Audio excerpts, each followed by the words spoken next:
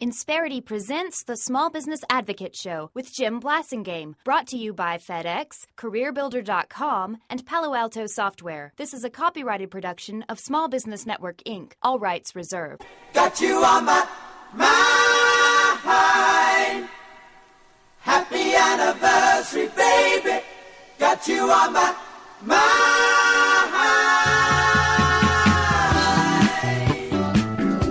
Welcome back, 17 till the hour. Thank you for hanging out with me. I'm Jim Blasingame. Pete Sepp is our guest, and we're celebrating his 15th year as a member of our Brain Trust. Hey, Pete, happy anniversary, baby.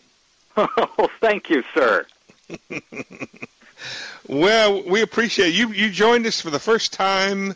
We missed the actual date by about a month or so, but we keep up with these things. We know your batting average, your earned run average. We got your base on balls numbers here. We're like baseball. We keep up with all that, Pete, and so we appreciate the fact that you've been with us now for more than 15 years, and we want to let you know how much. Well, thank you. It's too early for champagne in the morning, but I'll apple juice. That's what they make. That's what they made mimosas for, Pete. Welcome back, and thanks for hanging out with us. Thanks for 15 great years. Pete's the Vice President of Communications at the NTU.org. Is their website, National Taxpayers Union. NTU.org is a great organization I've been telling you about now almost since the beginning, and Pete's been an abiding resource for us, keeping us up to date on what's going on in Washington, D.C., what are they doing with our taxes. One of the big topics right now, Pete, is I've been reporting on this for at least a dozen years, and that is the Internet sales tax, which really has its origins in catalogs, doesn't it? Yeah, absolutely. This is the question of remote sales, when a business that has one location in one state has customers ordering, and this was formerly by mail, now it's largely by Internet in another state.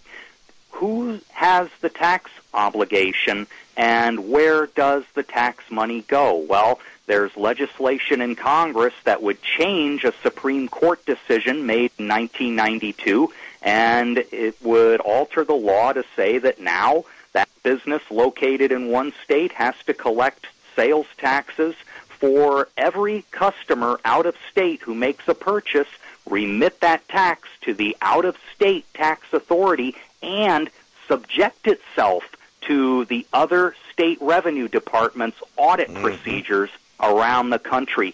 That's why this is really the defining issue on tax policy for so many small businesses, especially Internet-based retailers, because the compliance burden here would be absolutely tremendous. It's not just what is a there matter, like close to 10,000 different taxing precincts in the country? Yes, and it's not just a matter of software where you look up a rate and send it somewhere. Right. You're going to have state auditing authorities and coming into your state. Forms to fill out, and Yes. 29 cent checks to mail. Yes. With a 43-cent stamp. I don't know. Is that what stamps cost today? I don't remember. They're close. But yeah. But the thing is, I mean, think about that, folks. If you have a website, you're a small business with a website, it's not even your major. Well, now let's back up a minute. Small businesses, there is an exemption of a volume exemption in the law, right? Was it 1 million or 5 million? It's currently $1 million in several of the proposals. It's hard so below $1 million in sales, you don't have to comply. Above $1 million in sales, you do. And I think that number is not horrible, but it probably needs to go up at least to 3, maybe to 5. What do you think? Oh, I would think so. And even there are a lot of business owners who might worry about, well, if this exemption is set into law, look at what they do with the tax laws for personal income taxes, business profit taxes. They change all the time. You know, what's going to prevent a future Congress from saying, well, the exemption was $3 million, but we need money this year, so we're going to take it down to $1 million. Sorry, folks, start complying.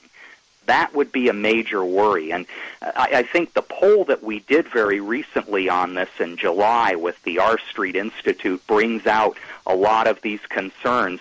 Yes, there's a natural public aversion to the T word, taxes, but These results are showing there's greater concern for things like extraterritorial tax powers of government. Right.